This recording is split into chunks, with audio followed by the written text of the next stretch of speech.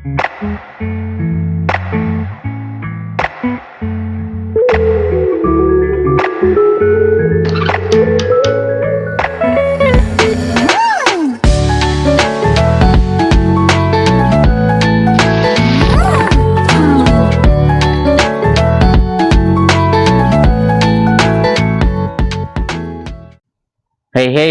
selamat datang kembali di Pokasi Podcast. Masih bersama gue Faiz Riunyan dan Seyu di sini. oke, kita akhirnya sampai di Pokasi Podcast season ketiga, episode kedua. Dan untuk episode kali ini, gue dan Seyu berencana untuk membahas sebenarnya sih ini adalah sebuah budaya populer Jepang, salah satu budaya populer Jepang yang kita melihat beberapa tahun terakhir ini mulai naik namanya dan juga di Indonesia sendiri sudah mulai banyak penerbitannya, yaitu adalah topik yang akan kita bahas tentang bangkitnya pasar light novel di Indonesia. Nah, jadi yang sebenarnya menggawangi kenapa gue dan Seyu itu ingin membahas karena tadi melihat bagaimana beberapa tahun terakhir ini udah mulai banyak ya light novel yang terbit di Indonesia. Salah satunya itu dari penerbit Clovers ya yang membawa light novel 86, terus Sword Art Online gitu kan. Terus yang terbaru itu ada dari Phoenix Gramedia Indonesia yang baru saja membawa light novelnya Rosidere. Nah, karena melihat respon masyarakat juga kayaknya sudah mulai, oh ayo dong bawa lebih banyak light novel nih. Nah, makanya gua dan Seyu di sini tertarik gitu untuk membahas tentang bangkitnya pasar light novel di Indonesia. Nah, jadi sebelumnya nih mungkin barangkali ada teman-teman yang belum tahu apa sih itu sebenarnya light novel. Mungkin kita akan sedikit menjelaskan dulu ya nggak sih? Apa sih itu sebenarnya light novel tuh yang lu tahu sih? Kalau dari sepengetahuan gue, light novel tuh lebih ke arah dia cerita novel yang lebih kecil, dalam artian bentuknya lebih kecil. Terus biasanya dia dalam bentuk serial kayak manga gitu. Jadi bukunya nggak satu. Ada sih yang satu, cuman umumnya lebih dari satu volume gitu. Oke. Nah, kalau gue pernah baca sih dari artikelnya Anime News Network yang menjelaskan tentang apa sih itu light novel. Sebenarnya yang si Seiyu jelasin tadi nggak salah, karena itu juga adalah pendapat umum gitu. Dan gue baca di artikel ini, orang Jepang sendiri tuh bingung ketika ditanya apa sih itu light novel gitu. Apa bedanya dengan novel reguler, novel umumnya gitu, novel biasa. Emang pendapat umum mengatakan bahwa light novel itu ya dari segi bentuk lebih kecil gitu kan dari pada novel biasa. Terus juga secara ketebalan halaman itu biasanya nggak lebih dari 300 halaman. Terus juga ada ilustrasi yang apa dengan desain seperti manga gitu kan ya. Tapi pada kenyataannya tidak semua light novel seperti itu gitu. Ada juga yang ukurannya normal seperti novel reguler, ada yang tebalnya itu bisa nyampe 500 halaman, ada juga yang tidak memiliki ilustrasi seperti manga gitu kan dan sebagainya gitu. Nah, jadi di sini sebenarnya ya yang sepemahaman gue juga light novel itu ya sama aja kayak novel umum gitu. Sama-sama dia itu ya dalam bentuk tulisan seperti novel gitu kan. Hanya mungkin kalau misalnya di kayak di barat dia jatuhnya mungkin mirip grafik novel kali ya. Karena dia ada si light novel ini pada umumnya itu ada ilustrasinya. Dan emang mayoritas light novel itu apa berseri gitu ya. Ada beberapa jilid gitu kan. Walaupun ada juga yang one shot tapi sangat jarang yang one shot gitu. Rata-rata light novel itu ya ada beberapa terdiri dari beberapa volume, ada yang bahkan sampai belasan, bahkan sampai puluhan gitu kan volumenya gitu.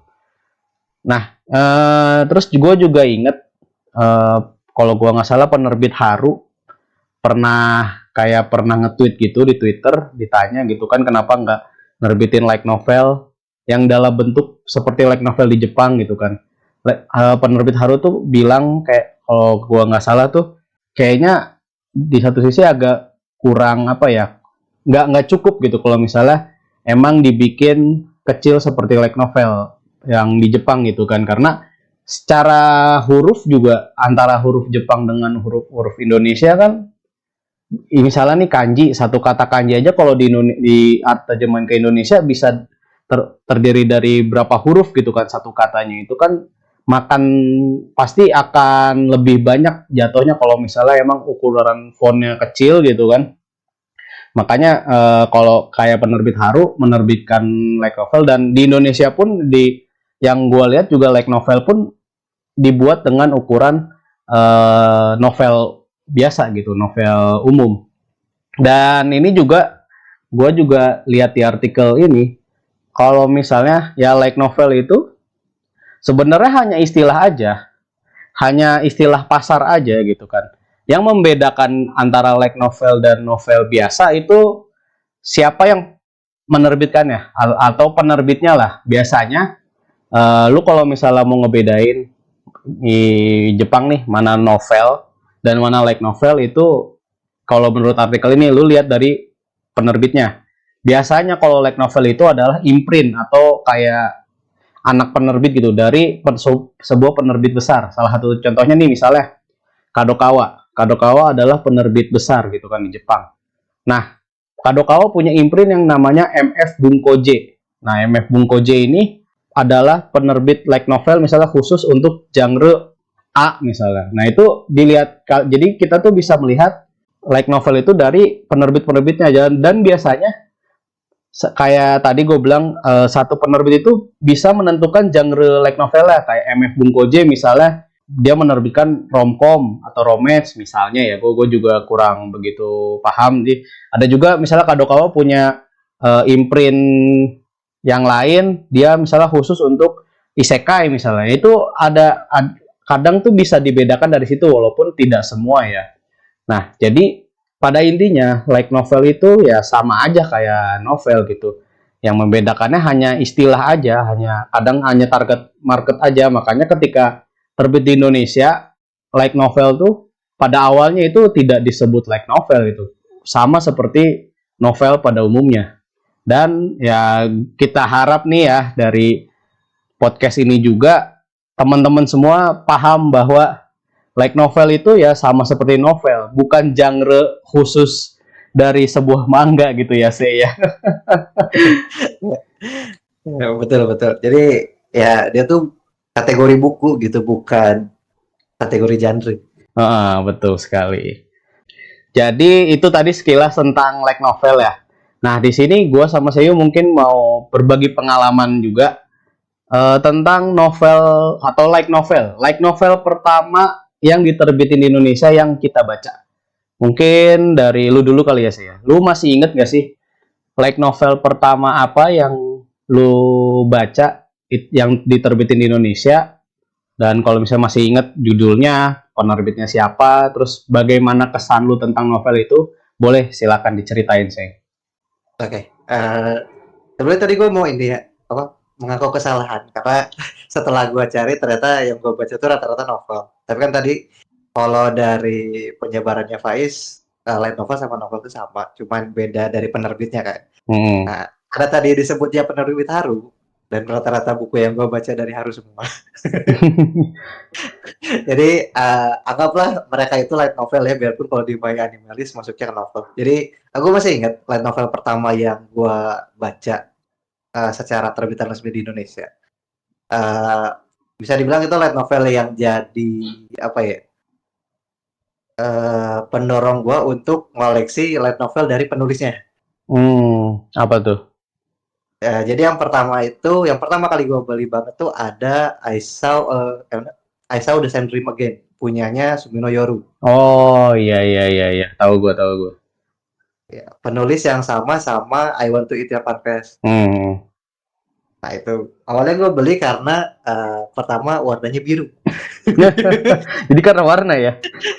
Iya, warnanya biru, terus ada gambar anak kecil sama kucing. Awalnya gue ngira ini cerita santai yang ya itu tentang anak kecil sama kucing gitu. Tapi pas dibaca ternyata ceritanya cukup dalam. Ya sama halnya ketika kalau teman-teman pernah nonton apa I Want to Eat Your Pancreas itu kan, Hmm. kalau dari cover kesannya kayak cerita kisah asmara Asmar. anak SMA asmara asmara anak SMA kan. Nah, ternyata ada pesan di dalamnya. Nah, ternyata setelah gua cari tahu emang Sumino Yoro tuh dia nulisnya tuh emang ngambil tema tertentu tapi punya apa ya, pesan di dalamnya gitu. Dan dari I Saw the Same Dream Again ini gue dapat banyak petuah lah, sampai bisa dibilang ini jadi novel pertama yang bikin novel atau light novel pertama yang bikin gue tuh untuk balik lagi nulis gitu. Karena waktu SMA gue sempet nulis kayak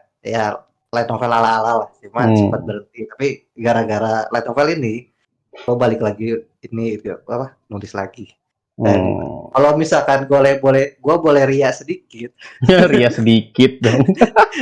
Kan novelnya Sumino Yoro tuh setelah gue cari di Wikipedia itu ada 9. Ada 9 dan yang udah terbit di Haru tuh ada 4. Gue udah punya 4-4-nya. Wih, mantap. Dan gue berharap Haru bawa 5 sisanya. Iya. Dia masuknya J-Lit sih, J-Lit literatur ya. Ya, Japanese literatur. Oke. Itu sih kalau dari gue. Jadi apa ya? Yang awalnya gue ngira cerita biasa, tapi setelah baca tuh selain pesannya nyampe, balik lagi ke guanya untuk apa yang ngedorong untuk mulai nulis cerita sendiri gitu sih kalau dari gue. I see. Oke. Ya, jadi emang kan tadi gue juga jelasin ya kalau light novel itu emang sebenarnya sama aja kayak novel gitu kan. Tapi nggak ada salahnya juga kalau misalnya kita berpendapat bahwa light novel dan novel biasa itu beda gitu. Tapi memang pada intinya sama-sama novel. Ya kayak novel, graphic novel, light novel, hanya beda istilah penyebutan aja sebenarnya dan beda target market mungkin ya. Lebih ke sana aja sih ya. Kan. Awalnya gue ngira itu light novel tuh karena dari itu tadi ukurannya kecil sama halamannya nggak tebal gitu. Iya. Tapi sebenarnya pada kenyataannya tuh ada juga kok yang light novel yang gede gitu, yang ukurannya kayak novel normal, tebal halamannya bisa sampai 500 bahkan 1000 halaman juga bisa gitu. Ada aja, tapi dia kategori light novel karena penerbitnya penerbit yang khusus untuk menerbitkan light novel gitu kalau di Jepang. Oke, tadi dari Seiyu ya, sekarang dari gue ya. Kalau gue, ini menarik nih sebenarnya dan akan kita bahas di topik setelah ini ya. Tapi untuk light novel pertama yang gue baca itu adalah light novel yang judulnya Penguin Summer yang diterbitkan oleh Shining Rose Media. Gue lupa di tahun berapa, kalau gue seinget gue ini gue SMA ya, tahun-tahun 2012-2013 kayaknya ini si Shining Rose Media ini. Dan light novel ini dia bahkan ya, Shining Rose Media itu menyebut light novelnya mereka bukan light novel, kan like-nya LIGHT ya, like ringan. Nah kalau Shining Rose Media menyebutnya itu light, LITE, light novel untuk karya-karya mereka. Dan sebenarnya itu banyak light novel yang diterbitin Shining Rose Media. Dan untuk light novel, gue pertama kali kenal light novel itu gara-gara Shining Rose Media, gara-gara Penguin Summer. Kan kebetulan emang gue di tahun 2012 tuh baru mulai mengikuti di Jepangan gitu kan ya, baru mulai bener-bener mengikuti update tentang di Jepangan. Dan emang di saat itu juga gue kebetulan lagi seneng-senengnya baca novel. Yang menggerakkan gue untuk baca novel Jepang, terjemahan Jepang itu juga sama sebenarnya gara-gara penerbit Haru gitu kan. Itu novelnya itu yang judulnya Girls in the Dark, karyanya Akiyoshi Rikako. Tapi dia sebenarnya mungkin lebih termasuk kategori novel sih ya daripada light novel gitu kan. Gara-gara si Girls in the Dark ini kan gue coba nyari-nyari nih novel-novel terjemahan Jepang dan gue menemukan Penguin Summer. Gue cuman lupa sih sebenarnya karena ini udah lama banget ya gue baca, ya udah bisa dibilang udah 10 tahun 11 tahun yang lalu gitu kan ya. Jadi gue kesan secara cerita gue udah lupa gitu karena maklum ya udah lebih dari 10 tahun gitu kan baca si novel. Tapi yang menarik buat gue justru dari cetakannya si Penguin Summer ini yang mau gue bahas sedikit ya. Karena secara buku sih dia tuh kecil kayak light novel Jepang. Jadi benar-benar mengikuti ukuran asli light novel Jepang gitu. Yang muat di kantong ya, muat di kantong gitu kan, muat di kantong. Terus juga yang di sini yang menarik buat gue ada cover jacket. Biasanya kan kalau misalnya light novel yang sekarang gitu kan, itu si cover jacket itu jadi cover. Kan kalau misalnya light novel Jepang tuh beda, ada yang namanya cover jacket yang bisa dilepas, sama ada covernya. Nah, covernya biasanya cuma bentuknya tulisan doang. Sementara kalau misalnya masuk ke Indonesia dari beberapa yang gue lihat kayak light novela Sword Art Online ya. Lu beli nggak sih Sword Art Online?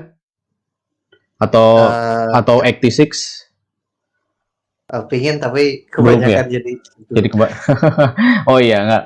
Eh kalau gue lihat, kalau gue nggak salah itu si cover jacketnya itu jadi cover gitu, emang jadi covernya. Sementara si Penguin Summer ini dia emang bener-bener ngikutin seperti di Jepang sana gitu. Jadi ada cover dan ada cover jacketnya gitu. Yang buat gue menarik ya itu. Ini adalah sesuatu yang baru karena gue kenal novel itu ya tidak ada cover jacket gitu. Gue baru pertama kali menemukan di Penguin Summer ini.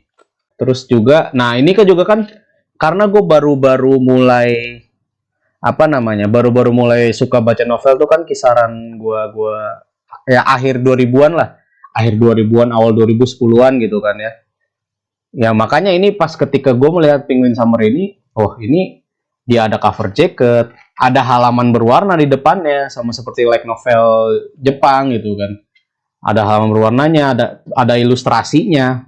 Tapi pokoknya ini Penguin Summer terbitan Shining Rose Media itu adalah light novel pertama terbitan Indonesia yang gue baca. Dan gue untuk yang light novelnya Shining Rose Media ada beberapa juga yang gue masih ada. Tapi untuk yang pertama kali gue baca dan yang membuat gue juga salah satunya terjun ke novel terjemahan Jepang, Penguin Summer.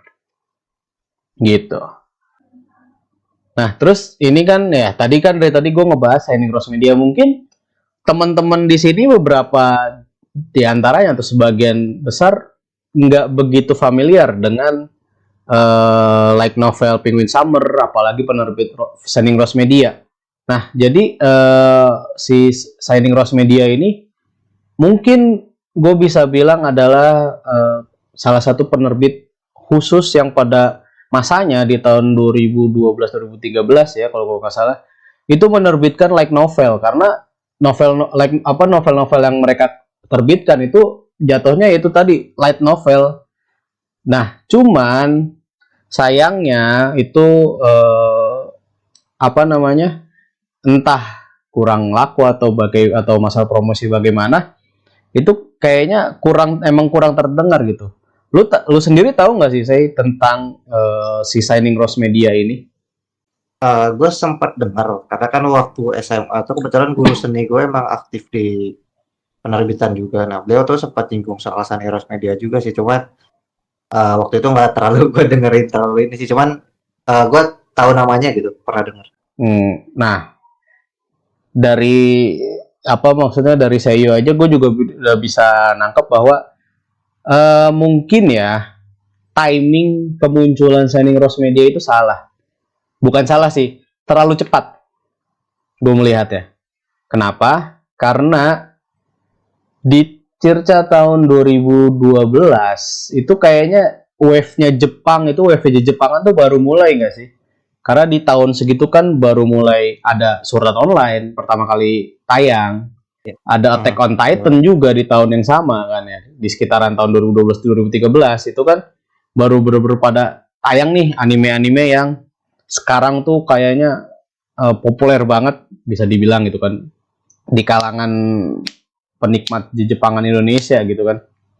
Nah, Shining Rose Media ini yang gue sayangkan jadi kenapa mungkin yang membuat yang gue lihat pasar light novel meredup juga salah satunya yang pertama timing kemunculan mereka yang terlalu cepat dan yang kedua mungkin karena light novel yang mereka bawa itu bukan judul yang populer gitu dan juga mungkin orang-orang yang baru yang baru pertama kali tahu di Jepangan ya taunya cuma anime dan manga gitu. Orang belum begitu familiar sama light novel ya nggak sih? Oh, kalau gua nangkapnya gini sih, kalau misalkan tadi kita ambil patokan Shining Cross Media. Kan gua tahu dari guru gua tuh yang Iya. notabene secara usia tuh udah lebih apa ya, lebih dalam dalam kutip lebih tua gitu. Nah, mungkin gua nangkapnya gini, karena Shining Cross Media tuh adanya di era anggaplah 2010, ya tadi lah 2012 ke bawah, yang mana orang-orang yang suka Jepangan itu rata-rata di masa itu orang-orang yang udah lebih tua gitu, atau bisa dibilang kayak karyawan kantor ataupun orang-orang yang udah berkeluarga, di mana apa ya, keinginan mereka untuk beli buku tuh mungkin lebih sedikit karena ya mungkin mikir biaya untuk mending buat anak dulu atau gimana gitu kan. Nah, sementara setelah Sao muncul ataupun judul-judul lainnya kan mulai apa ya, bisa dibilang wave-nya di Jepangan di Indo tuh mulai naik tuh. Itu yang muda-mudanya tuh baru masuk. Nah, cuman masalahnya kan kalau nggak salah ya di era awal-awal tuh kan orang-orang masih nganggapnya tuh ya anime tuh anime gitu, nggak ada dari manga ataupun dari novel gitu, jadi nggak ada sumber asli, sumber awalnya. Ya, anime tuh ya anime gitu. Nah, sementara sekarang kan udah mulai pada tahu tuh, oh ini adaptasi dari mana gitu. Jadi ya jatuhnya yang tadi sih, karena wave-nya nggak pas gitu, ataupun bisa dibilang wave-nya tuh kita baru mulainya di 2012, jadi kesannya tuh nggak masuk. Kalau misalkan dari judul yang lama mungkin ya karena tadi itu sih isinya orang-orang yang udah berkeluarga yang tahu duluan. Iya, benar-benar, apalagi juga mungkin di tahun-tahun 2000-an awal juga kan orang-orang ya di Jepangan tuh anime, manga itu taunya yang tayang di TV, komik yang terbit di Indonesia gitu kan, dan emang belum masuk nih gitu kan emang belum, bahkan mungkin pada waktu itu juga yang memang digencarkan promosinya itu memang baru anime dan manga aja di Indonesia kan. Makanya ketika Shining Rose Media masuk itu pertama mungkin ya bisa dibilang juga salah satu yang memulai pasar light novel Indonesia itu Shining Rose Media gitu kan, pencetusnya ya, mungkin salah satunya gue bisa bilang, karena mereka yang berani membawa light novel bahkan dengan judul yang menurut gue pada masanya itu sangat sama sekali nggak kedengeran, bahkan emang nggak ada animenya, ada beberapa yang tidak ada animenya gitu. Pun yang ada animenya itu kan nggak, mungkin orang-orang juga masih belum melihat bahwa itu adalah hal yang menarik, karena ya orang yang membaca novel itu kan mungkin tidak sebanyak yang suka baca komik gitu kan ya, beda gitu. Di masa itu tuh gue melihat pasar antara pembaca novel dan pembaca komik tuh beda, sangat beda. Kalau misalnya pembaca novel tuh yang emang yang orang-orang yang umum gitu, secara umum memang senang baca novel, sementara yang baca komik tuh ya khusus yang emang senang sama di Jepangan aja gitu, bisa dibilang gitu kan, atau senang sama seri tertentu aja. Jadi yang emang senang di Jepangan pada masanya itu tidak melihat novel, bisa dibilang kan, kecuali mereka emang senang baca gitu. Jadi ya itu tadi, menurut gue timing kedatangan Shining Rose Media tuh agak terlalu cepat, sedangkan kita baru mulai beralih nih, wave Jepang nih baru mulai naik gara-gara salah satunya ya nggak bisa dipungkiri gara-gara adanya Sword Art Online, adanya Attack on Titan di masa itu gitu kan. Ya gak bisa bohong lah, rata-rata bisa dibilang ya seumuran gua ataupun Pais kayaknya masuk rata-rata angkatannya Sword Art Online. Iya, gue juga salah satu penonton Sword Art Online dan Attack on Titan pada masanya juga gitu kan. Pas lagi rame-ramenya melihat ke festival Jepang, pasti ada aja yang cosplay Kirito, Asuna, terus juga Attack on Titan si Sasha Blow, siapa segala macam banyak. Nah, cuma itu tadi. Tapi gini sih, yang ada lagi yang menarik, gue nggak sengaja nemu nih sih. Bukan Shining Rose Media. Di masa itu ya, gue menemukan nih ada penerbit apa ini namanya, Istar Adi Citra. Dia juga menerbitkan ada satu light novel yang gue temukan, judulnya itu The Everlasting, ada Andante. Ini judul Jepangnya ada judul Jepangnya deh, gue lupa. Oh ini Yukio no Andante, Koyato Natsume no Monogatari. Ini gue belum pernah baca sih. Tapi ini rilis cetakan pertamanya di tahun 2015. 2015 berarti kan ya menuju akhir-akhir si sebenarnya Shining Rose Media. Soalnya seingat gue terakhir Shining Rose Media nerbitin light novel itu di 2015 atau 2016 gitu kan. Nah, ini juga salah satu yang berani nih di masa itu nih. Lu pernah denger nggak sih light novel yang judulnya The Everlasting Andante? Enggak, tapi pas gua cari di Google, covernya pernah lihat. Nah itu, gue salah satu yang gue alasan beli juga gara-gara gue lihat, oh ini pengarangnya Jepang nih gitu kan. Akhirnya gue beli dan gue nggak tahu kalau ternyata, oh ini light novel gitu loh, light novel sama seperti light novelnya si Shining Rose Media. Tapi gue emang pada waktu itu nggak yang nyari sih yang Istar Adi Citra ini apakah ada lagi atau enggak. Tapi kayaknya baru ini deh, Everlasting Andante. Cuma itu tadi, di tahun segitu sayangnya pasar light novel tuh belum besar gitu. Masih belum banyak pembaca di Indonesia. Kalaupun ada, rata-rata ya masih dari fan translation nggak sih? Masih dari internet gitu kan ya. Karena di masa itu juga internet udah mulai, bisa dibilang mulai bangkit gitu ya. Mulai banyak yang pakai, mulai mainstream kan. Ya, jatuhnya karena ya itu sih fan translation-nya banyak, sama mungkin orang ngiranya kalau novel tuh kan ini dari sudut pandang kesannya kalau waktu taruhlah gue memposisikan diri di gue waktu 2012 gitu, sampai SMP lah. Gue ngelihat kalau ketika ada orang yang baca novel tuh posisinya dia paham bahasa-bahasa yang rumit. Iya. Halnya sama komik yang kesannya tuh bahasanya lebih ringan, terus bisa dijelasin lewat visual kan. Iya bener. Jadi lu tanpa baca teksnya pun kalau komik mah ngerti aja gitu. Karena ngelihat visualnya kan, ngapain-ngapainnya gitu kan. Sementara kalau novel kan tulisan semua. Ya bener, walaupun setelah ya kesini gitu, setelah gue baca beberapa novel ataupun light novel, emang ada bedanya gitu. Kalau light novel kan kesannya bahasanya lebih apa ya, lebih umum gitu. Walaupun ada beberapa light novel yang kalimatnya berat banget, kayak novel-novelnya Makoto Shinkai itu bahasanya lumayan agak berat. Gua nggak tahu karena terjemahannya. Terjemahannya atau emang dari penulisnya tuh nulis secara kalimatnya tuh puitis gitu. Oh iya ada ini diterbitin sama penerbit Haru juga itu ya, novel-novel Makoto Shinkai ya.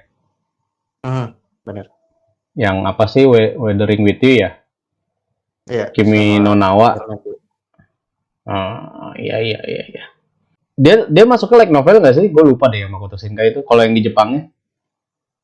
Di Jepangnya novel. Oh novel ya. Oh iya. Ya gue juga tadi baru ngecek gitu kan di Bookwalker, kan penerbit Haru juga ada nerbitin Another tuh, like novel Another, ternyata emang jatuhnya dia literatur novel gitu kan, bukan like novel. Tapi mungkin ada aja yang ya kayak gue juga awalnya beranggapan ya kayak novelnya Another, novelnya Hyoka itu ya masuknya like novel, tapi ternyata ketika coba dicari di Jepang ya mungkin karena penerbitnya di Jepang itu tidak masuk kategori penerbit khusus like novel, jadinya masuknya jadi kategori novel. Makanya ketika masuk ke Indonesia dianggap novel pun ya tidak masalah gitu, karena memang sejatinya dia novel. Tapi ini nih yang menarik juga nih, kan tadi kita udah bahas nih ya apa kayak tadi soal Shining Rose Media, dan mungkin awal mulai pasar light novel tuh ya kemunculan Shining Rose Media itu kan di tahun 2012-an gitu, walaupun redup di tahun sekitaran 2015-2016 karena yang gua tahu terakhir Shining Rose Media nerbitin novel light novel tuh di 2016 ya, 2016 ya sekitar segitu. Nah, tapi akhirnya beberapa tahun terakhir mungkin bisa dibilang semenjak Covid ya, semenjak Covid lah atau setelah Covid mulai nih bangkit nih. Mulai nih kelihatan banyak light novel yang dijual oleh beberapa penerbit, salah satunya penerbit Clover. Nah, penerbit Clover yang gue tahu sih itu dia sebenarnya dari dulu tuh nerbitin ada namanya yang Detektif Psychic Yakumo. Gue belum ngecek sih dia itu kalau di Jepang masuknya novel atau light novel. Cuma si Detektif Psychic Yakumo ini pernah ada animenya, ada manganya juga gitu kan. Nah, terus ya mungkin penerbit Clover juga melihat bahwa sekarang ini adalah waktu yang tepat untuk membangkitkan light novel. Makanya dia awalnya kan menerbitkan Fate Strange Fate ya kalau gue nggak salah ya. Mulai awal tuh Ya. Fate Strange Fate, terus akhirnya dia membawa SAO, Sword Art Online. Nah, di situ gue melihat mulai bangkitnya light novel di Indonesia tuh salah satu pemicunya ya karena penerbitan Sword Art Online di Indonesia yang dibawa oleh penerbit Clover. Kalau menurut lu nih, apakah langkah yang dilakukan ya penerbit Clover lah gitu, itu tepat gitu untuk menerbitkan untuk mulai menerbitkan light novel di masa sekarang sih.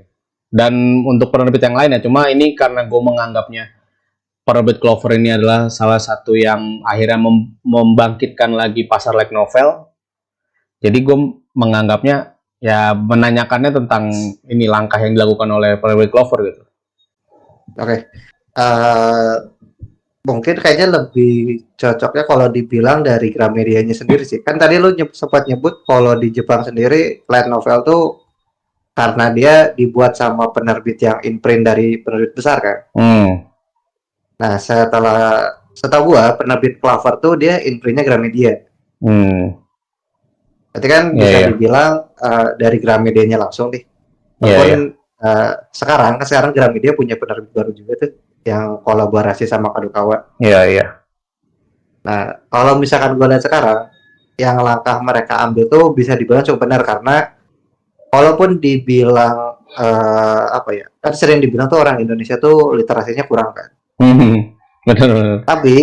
Tapi kalau misalkan kita kecilin cakupannya terus fokus di orang-orang yang suka baca novel gitu. Nah, apa ya, bisa dibilang orang-orang yang suka baca novel itu cukup banyak karena bisa dibilang apa ya, yang suka baca buku itu disebut apa ya? Mereka tuh cukup banyak dan rata-rata orangnya tuh apa ya, cukup sering apa ya bersosialisasi gitu. Jadi sebenarnya biarpun dia kesannya light novel yang apa ya kesannya anime atau Jepangan banget, tapi gak menutup kemungkinan kalau si light novel itu dibaca sama orang-orang yang suka baca buku-buku finance, buku-buku tentang hukum gitu. Karena beberapa light novel tuh punya yang seperti tadi gue singgung sih, punya beberapa cerita yang angkat pesan-pesan tertentu gitu. Jadi karena kita tahu penulis di Jepang ataupun author di Jepang tuh kan idenya ada agak macam-macam ya. Ada yang fantasi banget, ada yang realitas banget. Nah, realistis banget kan. Nah, itu tuh cukup masuk ke pasar-pasar di Indonesia di mana kalau misalkan kita ambil cakupannya orang-orang yang suka baca buku tuh ya sepenglihat gue tuh kebagi dua sisi. Ada yang suka buku yang realistis banget ataupun orang-orang yang suka sama buku-buku yang fantasi banget, dan itu bisa diambil sama apa ya, sama beberapa penerbit luar yang mau masuk sini juga sih. Karena bisa ini gue ngambil dari pengalaman gue waktu di tahun lalu. Gue sempat pre-order salah satu, ya ini novel sih, salah satu novel dari Jepang yang nerbitin, kalau nggak salah penerbit Haru juga. Itu judulnya Alternate. Nah, gue waktu itu PO, terus bukunya tuh ngambil di eventnya, lupa gue nama eventnya apa, pokoknya salah satu event di Jakarta, event Jepangan gitu. Event Jepangan ya.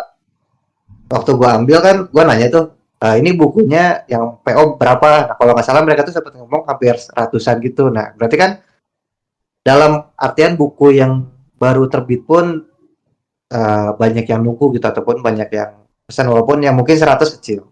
Tapi bisa kelihatan kalau emang marketnya tuh ada gitu. Jadi bukan berarti ketika disebut orang Indonesia kurang literasi itu bukan berarti emang gak ada yang suka buku sama sekali sih. Iya. Itu sih, kalau gue lihatnya gitu. Ya, tapi juga gue melihatnya, mungkin pas awal gue ngeliat penerbit Clover menerbitin Fate Strange Fate, gue berpikir kenapa itu yang dibawa gitu. Karena kan mungkin kalau misalnya yang Fate series kan ada aja gitu kan ya fans ya. Tapi kayaknya untuk nama Fate sendiri, Fate Strange Fate kayaknya dibandingkan Fate series yang lain, gue nggak tahu sih ya Fate series yang lain ada like ada novel atau enggak. Cuman kayaknya agak kurang gitu kan. Dan apalagi kalau yang itu kan agak segmented gitu ya. Emang orang yang ngerti Fate series aja yang baca kayaknya ya kalau menurut gue. Tapi ketika akhirnya mereka merilis si Sword Art Online, terus juga sekarang ada 86 gitu kan. Akhirnya wah ini menurut gue langkah yang bagus juga dari ya gue menyebut langsung penerbit Clover karena emang penerbitnya itu gitu. Walaupun memang dia adalah imprint dari Gramedia juga kan mungkin ya. Nah, ini adalah langkah yang bagus. Kenapa? Karena satu, Sword Art Online ya angkatan kita lah gitu. Ya saya pasti tahu lah gitu. Sword Art Online, apalagi sampai ke angkatan yang sekarang pun mungkin nama Sword Art Online itu menjadi salah satu yang anime fantasi yang terkenal juga gitu kan ya.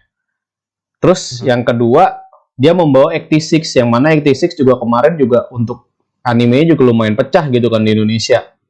Dan akhirnya pada ketika dia membawa 86 kan rame nih gitu yang wah akhirnya 86 gitu, ada light novel di Indonesia. Tapi yang menarik nih ya, yang menurut gue menarik juga adalah langkah Phoenix Gramedia Indonesia yang tadi hasil kerjasama Gramedia dengan Kadokawa itu membawa light novel pertama mereka itu Rosidere. Benar-benar. Iya kan? Karena gini, gua karena memang sudah baca Rosidere dari fan translation ya gue sangat senang karena emang ini Rosidere adalah salah satu light novel romcom yang gue suka. Yang menurut gue ceritanya tuh agak beda lah dibanding light novel romcom pada umumnya gitu yang emang pernah gue baca ya. Terus juga yang kedua, timing signing Rose Media membawa Rosidere itu tepat. Karena animenya Rosidere itu tayang di bulan Juni ya, musim bulan depan ya.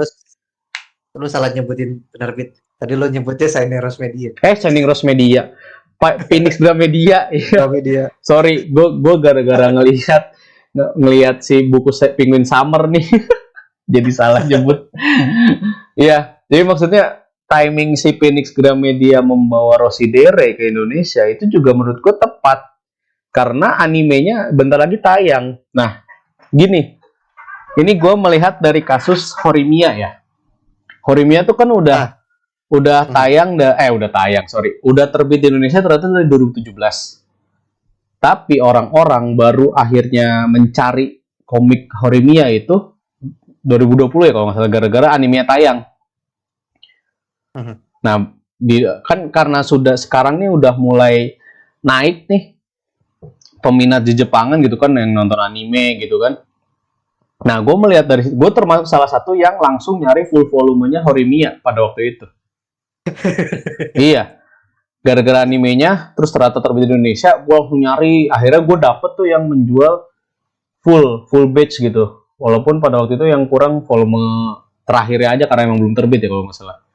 Tapi gue itu salah satu yang mencari itu gara-gara animenya. Nah, ini Phoenix Gramedia menerbitkan Rosidere dan kalau misalnya ternyata nanti nih di bulan Juni ya, Juli ya.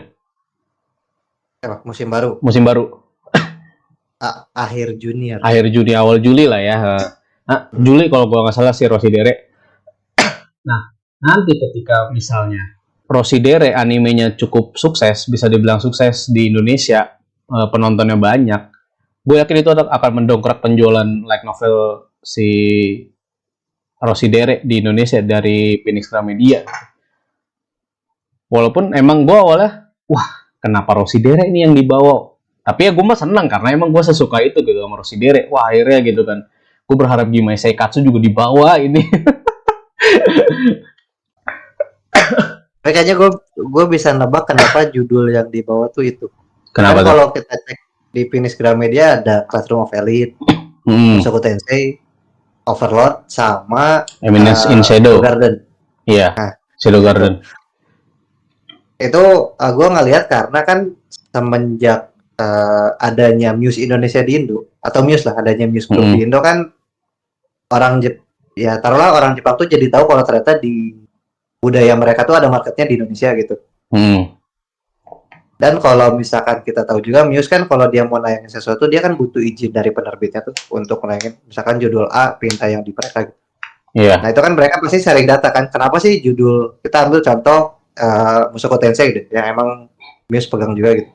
Kenapa Kadokawa tuh harus ngasih Mushoku Tensei ke Muse karena dari datanya Muse orang Indonesia tuh suka sama Mushoku Tensei gitu. Jadi karena data itu ada, terus ada yang ngasih tahu juga, jadi pihak Jepang tuh tahu, oh kenapa kita nggak sekaligus nerbitin juga si sumber aslinya di Indonesia gitu, karena marketnya tuh ada gitu. Karena kan ujung-ujungnya ke bisnis lagi kan. Benar-benar. Jadi judulnya kalau misalkan kita ambil yang 5 tadi, Roshidere setahu gua sebelum animenya tamat lagi animenya diadaptasi pun namanya sempat sering dibahas kan di Indo. Iya, sebenarnya emang salah satunya yang paling ya Roshidere gitu yang paling cukup rame di Indonesia sih benar. Nah tapi gue juga kepikiran lagi gini, ini yang dibawa yang itu kan sebenarnya nih ya Mushoku Tensei, Overlord, Classroom of Elite sama Eminence in Shadow. Itu kan ini 4 judul populer nih menurut gue ya dibanding Roshidere. Tapi mereka yang dibawa justru komiknya yang terbit di Indonesia, bukan light novel ya. Iya kan? Awalnya kan mungkin pas ketika orang-orang melihat, wah ada itu tuh ada si 4 judul ini, ternyata pas lihat, wah kok komiknya nih bukan light novel lah. Karena ada juga yang berharap si light novel ternyata. Tapi mungkin itu tadi ketika lu menjelaskan mungkin ngelihat dari data dari Muse dikasih ke Kadokawa ini populer, mungkin karena juga orang-orang kenal 4 judul ini dari animenya. Gue berpikir ya makanya akhirnya yang dibawa ke Indonesia itu komiknya, bukan light novel ya. Sementara si Roshidere dari awal itu udah emang karena awalnya dia light novel gitu kan. Adaptasi komiknya kan baru-baru ini dan anime baru mau tayang, jadi mungkin si Roshidere yang light novel yang dibawa tuh justru Roshidere gitu. Walaupun tetap aja gue tetap tertariknya menarik menurut gue juga, kenapa Roshidere ya? Itu loh yang gue kepikiran loh, kenapa Roshidere ya? Kan sebenarnya mungkin terbitan Kadokawa banyak loh. Mungkin ya di yang lain kan, yang populer yang lain mungkin banyak, tapi ya gue sebagai orang yang sangat menyukai Roshidere ya pasti seneng banget gitu kan. Langsung ikut PO gue kemarin yang dapat cover jacket yang khusus tuh. Gimana tuh kesannya setelah lu baca versi resmi? Jujur gue baru baca sampai chapter 4 loh. Kan itu ada 8 chapter plus epilog. Gue baru baca sampai chapter 4. Sebenarnya bagus sih, cuman menurut gue ya ada beberapa yang kayak typo lah, bisa dibilang typo atau kalimatnya kurang efektif. Tapi itu kayak misalnya dalam 4 chapter tuh kayak cuma di satu cuma ada satu kalimat aja gitu yang ada yang typo, ada yang kalimatnya kurang efektif gitu kan. Entah emang gue agak lupa sih, entah emang dia ada juga yang nih gue ngerasa kok kayak nggak pantas nih si kalimat ini, tapi mungkin aja yang emang bahasa Jepang itu begitu, jadi makanya diterjemahkan ke Indonesia menjadi seperti ini gitu. Ada yang kayak gitu, cuman overall bagus menurut gue. Udah bagus banget si penerjemahannya. Cuma mungkin gue berharap sih kalau untuk yang Roshidere ini, terjemahan Roshidere bisa lebih editornya gitu bisa lebih memperhatikan lagi adanya kemungkinan typo atau kalimat yang kurang efektif. Tapi nggak ada masalah sih. Overall udah bagus untuk yang Roshidere ya. Gue berharap Phoenix Gramedia bisa membawa judul-judul lain gitu. Salah satunya yang paling gue berharapkan tuh Gimme Seikatsu. Seri yang gue suka juga dari, kalau di Jepang dia MF Bunkoji. MF Bunkoji ya Kadokawa juga. Ya mudah-mudahan lah ya. Tapi kalau lu beli nggak sih Roshidere yang terbitan PGI? Kita nyebut PGI aja lah ya, biar pendek. Enggak sih, gue kayaknya bakal beli yang emang judulnya gue tunggu aja sih. Oke. Nah, karena kan yang sempat tadi gue singgung tuh light novel tuh kan volumenya banyak ya. Iya, bener. Dan kayaknya gue bakal belinya tuh ntar langsung di batch itu. Karena kalau misalkan contoh lah gue nggak ambil judul lain gitu kan, ada novel dari Korea, Solo Leveling. Novelnya kan terbit gitu tuh. Oh iya Nah, bener. gue udah beli volume satunya. Cuman yang 2 sama 3-nya gue belum karena nunggu tamat dulu. Walaupun kalau dihitung kan untuk nebusnya lumayan tinggi tuh. Tapi kayaknya lebih enak nunggu setelah tamat sih. Dan rata-rata light novel itu kan kita ambil contoh Rosidere. Rosidere pun belum tamat kan setahu gue. Belum. Di Jepang tuh udah sampai volume berapa ya? 7 atau 8 ya? Lupa gua. Tapi emang belum tamat sih, masih belum tamat. Itu sih. Makanya mungkin kalau Mushoku Tensei ada yang light novelnya gue beli. Walaupun ada 25 volume ya. Iya. Sayangnya masih apa namanya? Dia komik doang ya. Cuma kan ini kan bisa dibilang sebenarnya PGI sendiri tuh kejutan ya. I mean gini. Kan emang kita tahu udah baca beritanya tentang kerjasama Gramedia dan Kadokawa. Terus tiba-tiba PGI muncul langsung ngeluarin judul. Tak langsung PO, langsung rilis dalam jangka waktu yang menurut gue itu sangat sangat singkat loh. Hanya jarak beberapa bulan kan ya kalau nggak salah dari awal dari awal kerjasama kan nggak sampai setahun kan. Makanya apalagi gini, nggak ada pengumuman apa-apa, nggak ada promosi apa-apa, tiba-tiba mereka muncul mengumumkan bahwa mereka ini adalah hasil kerjasama Kadokawa dan Gramedia, terus tiba-tiba langsung ngeluarin 5 judul. Ini Mushoku Tensei, Overlord, Classroom of Elite, The Eminence in Shadow, sama Rosidere. Dan itu nggak lama langsung, bahkan Rosidere itu langsung PO. Khusus lagi, PO khusus gitu kan, yang emang dapat apa sih? Keychain, terus cover jacket, sama trading card gitu ya. Itu nggak ada promosi apa-apa, Toto ngekode, Toto nge-share foto si Alia gitu kan, nge-share foto, wah Rosidere terbit di Indo, langsung jebret aja, PO, rilis, udah sekarang bahkan udah semingguan ini, kalau gue nggak salah seminggu 2 minggu, udah, gue belum ke Gramet sih, tapi gue lihat di Instagramnya Shining Rose Media lagi kan, PGI, gue ingetnya Shining Rose Media mulu, di Instagramnya PGI itu udah mulai banyak yang update, nih udah ada di Gramet ini, udah ada di Gramet ini, kan awalnya kan kemarin di ada promo di Ava ya kalau nggak salah, Ava ID tuh ya. Iya, di Ava setahu gue. Oh bukan Ava, sebelumnya Gramedia Matraman. Oh, yang jadi sebelum resmi rilis, sebelum resmi beredar di seluruh Indonesia, ada penjualan khusus di Gramedia Matraman. Bahkan gue yang PO aja belum dapet. Maksudnya gini, teman-teman yang di Jakarta itu datang pada waktu itu di tanggal berapa gue lupa, datang ke Gramedia Matraman itu udah bisa lebih dulu baca light novelnya Rosidere sebelum gue yang PO itu dikirim light novelnya pada waktu itu ya. Ada lagi sih kira-kira yang mau lu bahas sih dari bagaimana akhirnya nih pasar light novel nih bangkit nih di Indonesia nih. Ada sih, gue lihatnya gini ya, kan gue nggak tahu ya kenapa di kesannya tuh di Indo tuh pandemi itu membawakan sesuatu gitu, sesuatu yang positif. Khususnya untuk di Jepangan ya. Iya, karena secara market tuh naik gitu ya, yang sebelumnya nggak suka pun jadi suka gitu, ataupun yang walaupun setelah pandemi berkurang gitu, karena mungkin mereka sibuk dengan realitasnya masing-masing. Cuman kan bisa dibilang keingintahuan orang tuh jadi nambah gitu. Entah kenapa gue ngeliat tuh karena selain pandemi juga, semenjak adanya Muse, terus adanya beberapa acara Jepangan yang mulai naik lagi di Indo tuh, kesannya emang karena marketnya itu dilirik gitu di Indo. Cuman gue sih pengen ya kalau yang dibawa ke Indo tuh ya kalau bisa sih cerita-ceritanya yang gak cuma cerita yang populer gitu, tapi emang yang secara penulisnya tuh ada gitu. Gue cukup senang sama metodenya Haru sebenarnya, karena di penerbit Haru tuh kan kalau misalkan ada buku yang rilis tuh kadang penerbitnya suka diajak untuk apa sih, diskusi atau podcast itu kan. Penulisnya. Iya. Iya benar.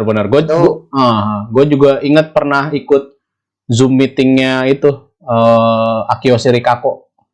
Tapi Nah, gue pernah ikut itu. Bukan Zoom meeting sih, lebih apa tuh istilahnya, seminar, webinar, ya, webinar. Ya, ya. benar-benar. Hmm. Itu kan jadi kalau misalkan dibilang emang jadi nguntungin pihak Jepangnya doang karena mereka jadi jualan di sini sih gue ngelihatnya nggak gitu karena kalau misalkan kayak pakai metodenya Haru kan jadi si penulisnya tuh seri itu cara dia nulisnya gimana terus awal dapat idenya gimana jadi bisa bangkitin penulis-penulis di Indo juga gitu karena gue ngelihat mau di komik ataupun di novel Indo tuh kayaknya ada cuman yang naik tuh rata-rata yang dari web novel Wattpad kayak gitu kan. Iya, Sementara Wattpad. yang mainnya konvensional di buku langsung tuh sempat ada beberapa yang hilang itu. Nah, gue lihat sih karena datangnya atau mulai naiknya market Jepangan khususnya di light novel di Indo ini jadi bawa angin segar sih karena kayak contoh yang ini Gramedia tadi lah. Awalnya gue ngira itu tuh bukan mereka menerbit buku di sini tapi mereka mau bikin cabang penerbit di sini. Dalam artian ada penulis Indo yang bisa bikin cerita novel dirilisnya sama mereka tapi mereka bawa ke Jepang juga gitu. Awalnya gue ngiranya gitu. Jadi bukan sekadar bawa novel Jepang ke Indonesia doang gitu, tapi penulis Indonesia bisa dibawa ke Jepang tapi pakai benderanya Kadokawa. Ya tapi bisa aja suatu saat yang mudah-mudahan ya ada aja gitu pikiran seperti itu juga kan. Cuma mungkin di sini si PGI sendiri masih fokusnya Kadokawa yang ngebawa karya-karya terbitan-terbitan mereka ke Indonesia mungkin ya. Tapi ya itu kan salah satu harapan kita ya mudah-mudahan PGI bisa membuka hal yang seperti itu. Jadi pintu baru. Jadi nggak cuma light novel Jepang yang dibawa ke Indo, tapi penulis-penulis Indo ini novel-novel Indo juga bisa dibawa ke Jepang gitu kan. Sama ini ya, karena kalau misalkan gue ngambil contoh yang Fate tadi, atau gue orang-orang pengen nonton Fate tapi nggak tahu urutan ceritanya. Iya, betul. Karena ada bukunya, orang ngira dengan mereka baca bukunya tuh tahu, oh ini urutan ceritanya. Padahal Fate Strange Fate itu beda. Beda lagi, beda universe lagi. Iya. Itu makanya maksudnya kayak kalau misalnya dari Fate itu kan yang gue tahu yang salah satu yang terkenal Fate Strange Night ya, Fate Stay Night ya, apa sih salah satu yang populer. Nah ini gue pas lihat wah Fate Strange Fate gitu kan, gue nggak pernah dengar juga kan, makanya gue termasuk yang pas waktu itu pengen nyoba beli tapi nggak jadi gitu, ragu karena gue nggak ngikutin series Fate, terus juga ini bukan judul yang gue tahu gitu. Oh sama ini sih, kalau misalkan bisa dibilang sebenarnya bukunya tuh ada, cuman judulnya diganti.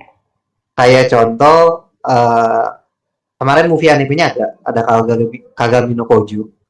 Itu versi Indonesianya judulnya diganti jadi Kastel Terpencil dalam Cermin.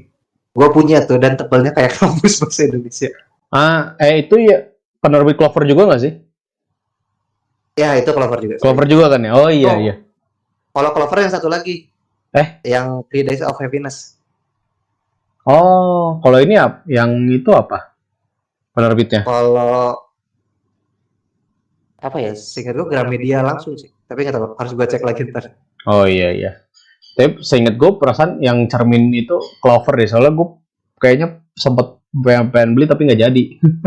Kalau gue nggak salah ya. Itu sama. Itu tadi kayak contoh lainnya ada 3 Days of Happiness kan. Itu covernya tuh kayak bukan novel tapi kayak buku tentang belajar bagaimana caranya untuk bahagia. Iya benar. Padahal novel. Ceritanya nggak gitu. Ya itu. I see. Ya, itu ya. Gue juga berharap sih ya. Mulai emang kan ini udah mulai nih terbuka nih pintu pasar light novel di Indonesia nih kan, dengan adanya penerbit Clover, terus juga PGI, terus juga mungkin penerbit lain kayak penerbit Haru juga kan, walaupun tidak bukan light novel tapi kan tetap novel yang kita tahu ada animenya gitu kayak si Another dan Hyoka juga kan ya. Ya berharap nih mulai banyak light novel yang muncul di Indonesia, terus juga jangan cuma light novel ya emang nggak apa kalau misalnya apa membawa light novel yang populer, judul-judul populer yang udah ada animenya pasti akan menaikkan sales ya, menaikkan pasti pendapatan mereka profit gitu kan ya, menaikkan profit. Tapi gue juga berharap kalau bisa sih ada juga seperti kata lu tadi, ya harapan lu tadi novel yang memang mungkin belum ada animenya tapi populer di Jepang. Udah lumayan populer di Jepang atau bahkan di Indonesia juga sebenarnya populer tapi belum karena belum ada animenya gitu mungkin ragu gitu di bawah, tapi ya gue berharap sih nggak cuma judul populer aja gitu ya. Gue berharap kedepannya akan ada seperti tadi si Shining Rose Media dan apa ini Istar Adi Citra yang membawa bahkan judul-judul yang belum ada animenya atau bahkan emang nggak ada anime sama sekali gitu kan ke Indonesia gitu ya. Gue berharap sih seperti itu ya untuk kedepannya. Terus juga mudah-mudahan juga dari segi penerjemahan juga karena gue berdasarkan yang Rausidere apa volume pertama ya ada bukan penerjemahan sih lebih ke dari adanya editingnya gitu, penulisannya ada yang typo sedikit, ada yang kurang efektif. Itu mudah-mudahan sih bisa lebih baik lagi gitu, bisa lebih bagus lagi untuk si penerjemahannya. Tapi gue mau nambah dikit soal yang judul tadi. Apa? Kan tadi gue nyebut yang Kagami no Kojo itu kan diganti jadi kastil terpencil di dalam cermin nih. Nah, gue cukup suka sama pendekatan yang diambil sama Solo Leveling sih. Kan kalau Solo Leveling sendiri, kalau judul Koreanya kan apa ya?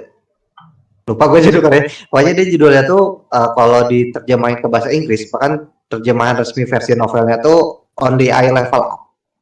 Tapi karena orang lebih tahunya Solo Leveling, makanya yang diambilnya Solo Leveling. Nah itu kenapa nggak dipakai sama judul dari Jepang juga gitu? Instead of mereka ngelokalisasi judulnya ke bahasa Indonesia, mungkin mereka bisa ngambil judul-judul yang emang udah ada Inggrisnya gitu. Kayak Kimi no Na wa jadi Your Name. Daripada harus secara ini gitu. Walaupun gue gak tahu ya, gak tahu kenapa. Entah itu dari regulasinya. Karena kan kalau kita lihat anime yang dibawa sama Muse, kalau lu cek Instagramnya judulnya diganti jadi itu juga. Iya, Takarir Indonesia. Ya, maksudnya judul cerita, judul ininya diganti. Judulnya diterjemahin kan ke Indonesia juga. Kayak Higehiro jadi kucukur jangkut, cewek SMA kupungut kan itu aneh. Kujang sikut, kujang sikut. Ya makanya, kayaknya lebih better ngambil terjemahannya tuh judul yang orang udah tahu gitu daripada coba untuk ini translasi secara lokasi sendiri. Walaupun gua nggak tahu kalau misalkan emang ada aturan dari penerbit atau dari penerbit dari Jepangnya langsung lah ya. Cuma itu juga emang jadi pembahasan loh, karena gue pas waktu Rausidere pernah ada yang komen gini, dikirain judulnya bakal pakai bahasa Indonesia. Kan yang Rausidere PGI kan judulnya pakai bahasa Inggris kan, alias Sometimes Hide Her Feeling in Russian kan, sama kayak yang judul Inggrisnya kan. Ada yang komentar kirain bahkan ada yang kayak nulis apa sih judulnya, kirain bakal Alia kadang-kadang menyembunyikan perasaannya menggunakan bahasa Rusia gitu. Iya, kirain bakal kayak gitulah gitu kan. Tapi ya mungkin di satu sisi juga ada regulasinya sendiri gitu untuk untuk si judul novel ini boleh terbit tapi harus menggunakan judul Inggris misalnya. Atau mungkin kalau misalnya emang mau diterjemahkan ke Indonesia ada izin khususnya juga. Atau mungkin karena ya orang lebih karena udah duluan terbit yang versi bahasa Inggris, jadi mungkin orang akan lebih familiar dengan yang judul Inggrisnya. Kalau misalnya diubah dilokalisasi menjadi bahasa Indonesia, takutnya orang jadi nggak kenal gitu, takutnya ya. Mungkin ada juga pemikiran ke sana, makanya akhirnya penerbit ya udahlah, gue pakai judul Inggris aja. Kayak komik-komiknya PGI juga kan pakai judul Inggris kan, Dimension Shadow, Mushoku Tensei kan judul Inggrisnya juga tetap Mushoku Tensei ya kalau nggak salah. Iya. Terus langsung juga gitu kan. Makanya mungkin karena Di Indonesia mungkin lebih familiar dengan judul yang Inggris, akhirnya ya dibawa untuk light novel gitu oleh penerbit ya menggunakan judul sesuai judul Inggris ya, mungkin seperti juga sih salah satunya ya. Oke lah, kalau begitu tidak terasa ya sudah 1 jam, kurang lebih 1 jam kita berdiskusi tentang light novel. Jadi pada intinya gua dan Seiyu menyambut akhirnya kebangkitan pasar light novel di Indonesia setelah yang sebelumnya redup, karena itu tadi yang gue bahas, timingnya kemunculan Shining Cross Media dan judul yang mereka bawa mungkin kurang populer gitu kan, dan timingnya juga pas masih baru wave Jepangan tuh baru mulai naik, jadi orang belum melihat novel itu sebagai salah satu budaya populer Jepang mungkin ya.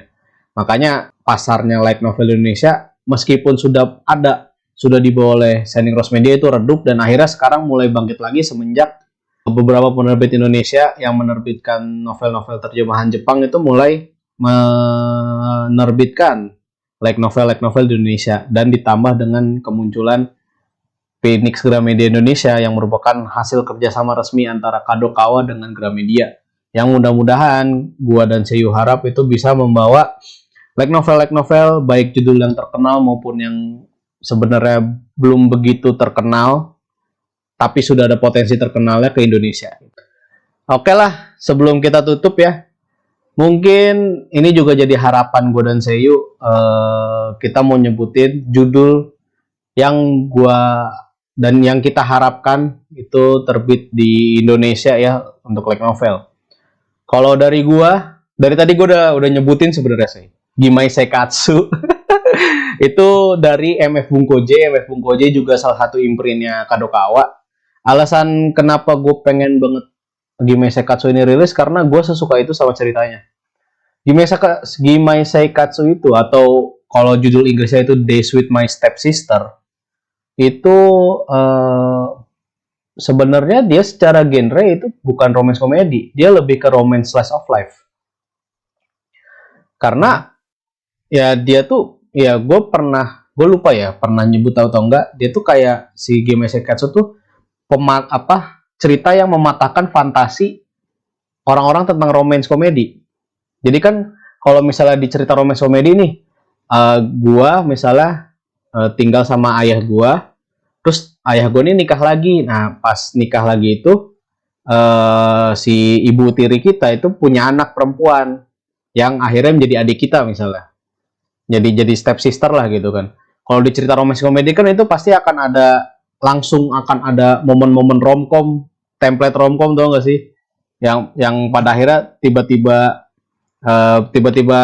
jatuh cinta lah gitu, tiba-tiba deket, tiba-tiba senang gitu kan ya kalau di template romcom. Tapi di Gimai Seikatsu ini benar-benar dari awal tuh kayak dijelasin, ya dia bilang kayak ya kalau misalnya ini adalah cerita romcom, gue mungkin akan seneng dan akan ada kemungkinan momen-momen di mana gue dan si adik gue ini menjadi dekat itu, si ayah sama ayah Sesaki itu kan ceweknya, si Asamura yang cowoknya. Tapi ini adalah kenyataan, kata Asamura, ini adalah kenyataan, gue sama dia tuh asing dari awal tuh asing, jadi nggak mungkin kita akan langsung tiba-tiba deket, kita pasti akan jaga jarak, apalagi secara umur kan mereka udah SMA gitu kan ya.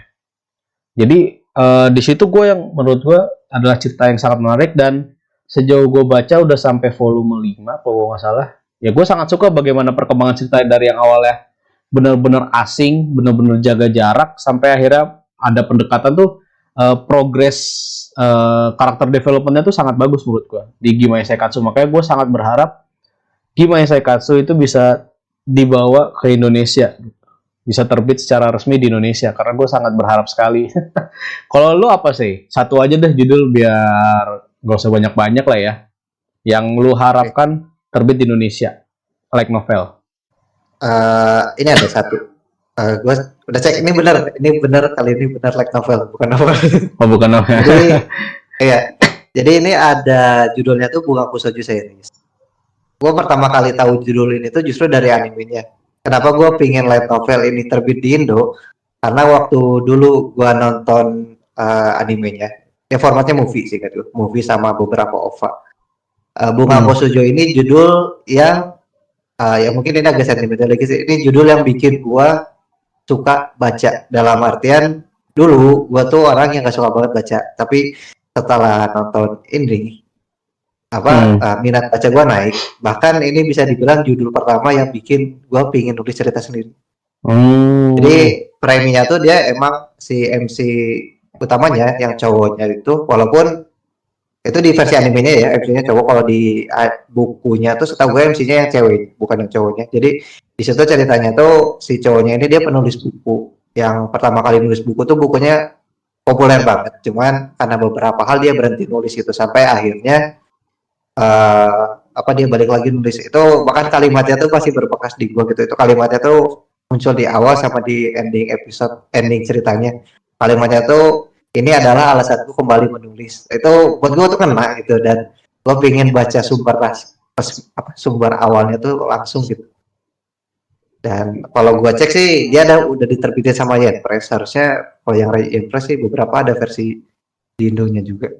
Gue pengen itu ada karena gue pengen dapat secara langsung vibe-nya sih, karena di Bunga Kusojo ini dia ngangkat beberapa penulis sastra klasik Jepang juga, kayak ada Osamu Dazai, Miyazawa Kenji, dan lain-lain, yang menurut gua tuh cerita mereka tuh atau cara mereka bikin tulisan tuh cukup ngasih beberapa kesan yang menarik lah. Ya simpelnya sih karena itu cerita yang bikin gua yang awalnya nggak suka baca jadi suka baca sampai pengen nulis cerita sendiri sih. Oke lah. Oke, kalau begitu ya. Sampai di sini dulu aja Pokasi Podcast kali ini. Jangan lupa teman-teman untuk follow Instagram kami di pokasi.podcast, subscribe channel YouTube kami di Pokasi Podcast, dengerin Pokasi Podcast ini ada di Spotify dan Apple Podcast juga, dan share ke teman-teman kalian kalau misalnya emang teman-teman suka dengan apa yang kami bahas. Mudah-mudahan di sini juga kami bisa menambah pengetahuan teman-teman semua, khususnya tentang light novel ya. Dan mungkin ada yang mau berbagi pendapat, berbagi pengalaman tentang light novel, bisa langsung komen aja di Instagram kami, DM boleh, komen di postingan nanti boleh, ya, silakan ya. Kalau begitu, gua Faiz Riunyan dan Yuk pamit. sampai jumpa lagi di Pokasi Podcast yang berikutnya. See you again and have a nice day guys. Bye bye.